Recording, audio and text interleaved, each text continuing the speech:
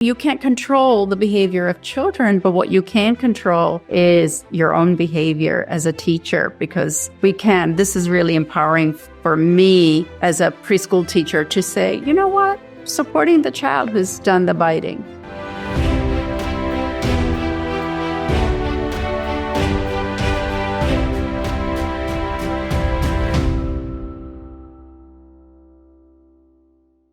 I was in a fourth grade class where I had been even teaching about logical consequences.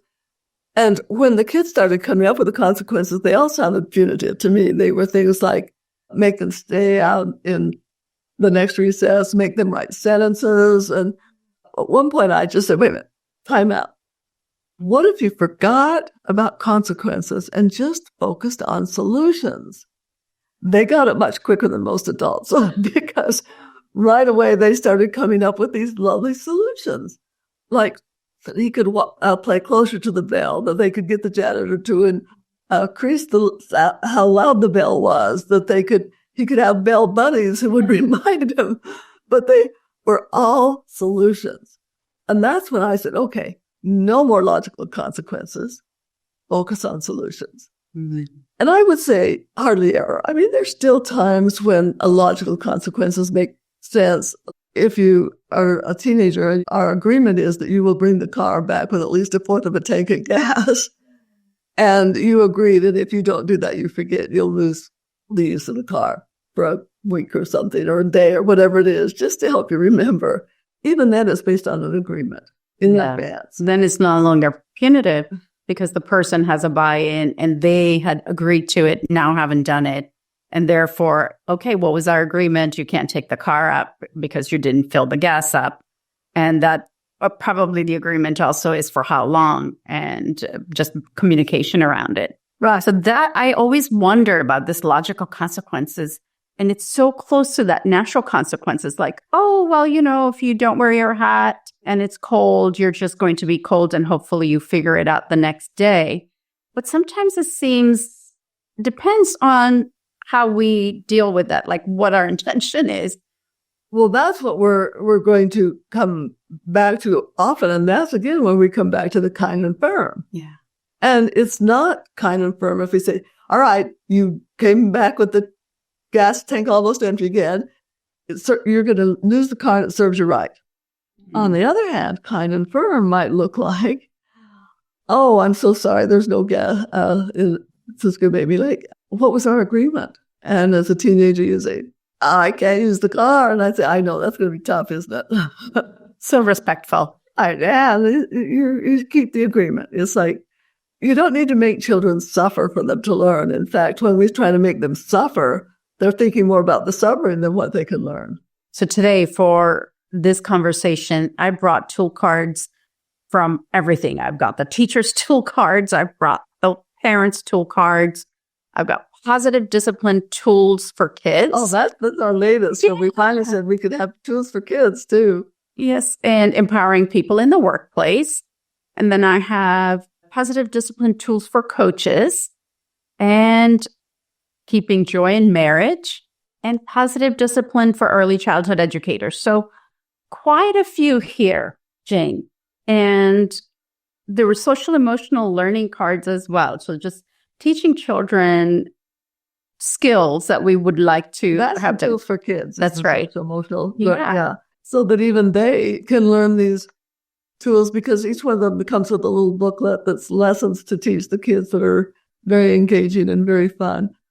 But I think that the main goal of all of these tools is that they are kind and firm. And they meet the basic needs. The basic needs of everyone is to feel belonging and to feel significant.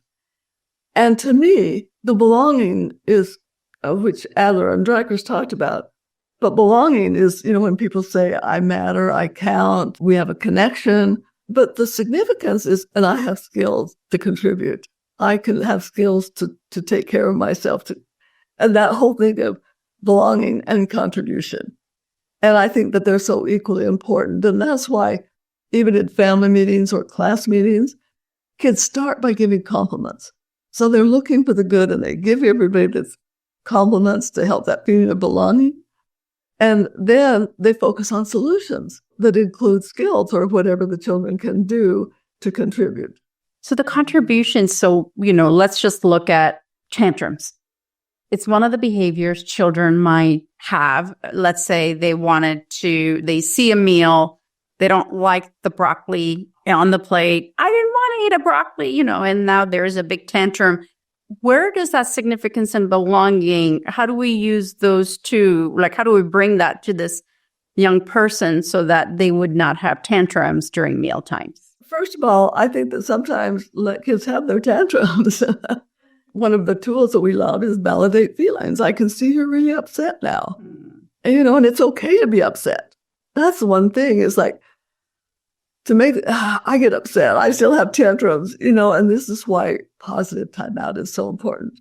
And I remember when I wrote the little booklet called Positive Timeout and 50 Other Tools or something, because somebody was quoting me instead of saying that about punitive timeout, which I have never said. And I thought, okay, made me so upset. And I said, we've got to write about how important positive timeout is.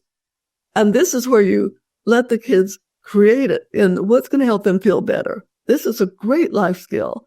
If we all know, okay, sometimes I need time to just calm down, wait until I feel better, because I can't solve a problem rationally when I'm upset. So, we've had kids, one little boy created a spaceship. In fact, we have a whole book about that somewhere. I do, I have it. Jared's cool-out space. And that was to teach both kids and parents and teachers about that it could be positive. I love it when I go into a school to visit a school and you go into every classroom, they have their positive timeout space, teaching kids that it's okay to be upset. But I want to give you one of my favorite examples that can be very controversial. In fact, it's probably not fair to ask you the question, but I'm going to play the devil's advocate here now. All right. Let's just say you're in a preschool and you've had preschool, so you know this well. One child bites another. Everything is, every parent is upset. Love this topic. Oh, yes. So what do most teachers and parents want? Who do they want to be comforted? The one who has been bitten, not the one who has done the biting. Right. And I say no. So let's just say Juan, Lucy. So you go to Juan and say, you must be really upset. What were you trying to do? And she took my toy. Okay, can you see that she's really feeling bad? What do you think you could do to help her feel better?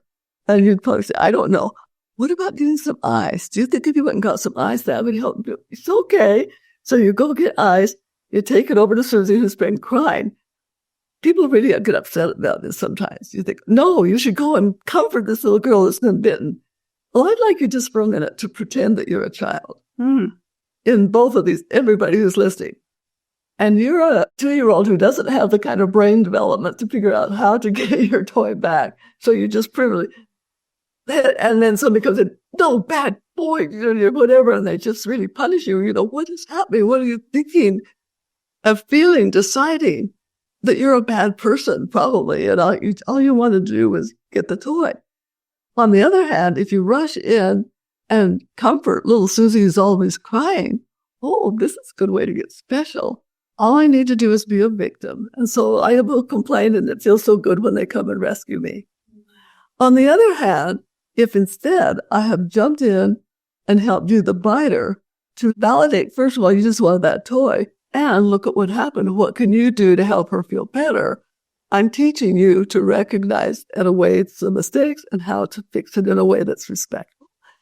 And little Susie, she cried for 2 minutes, and yet then she's used to having somebody come and help her feel better.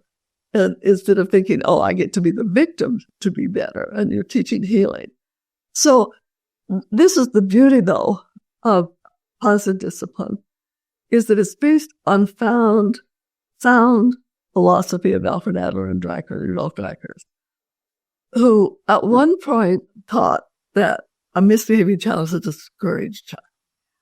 Every preschool teacher and a parent has experienced something similar to this. And what you just talked about, it's including and both. Both children are going to need support going to the child who's done the biting, inviting them to support the other. Children are so innocent and forgiving and empathetic at that age that when they figure it out together, chances are that's going to allow them to just sort of recover and learn tools that we're trying to teach that are long-term, right? What you talked about, Lucy, if we just give her special service, maybe this is going to become something like become a victim and I want this attention more. Or it could be a different thought or a feeling that might be going on for Lucy. Parents now. So now parents, when they hear that their child has been bit, it's devastating. And although the parent of the kid who's talking, both are feeling so horribly, right? And then chances are after a biting incident has happened once, it's going to happen again and again.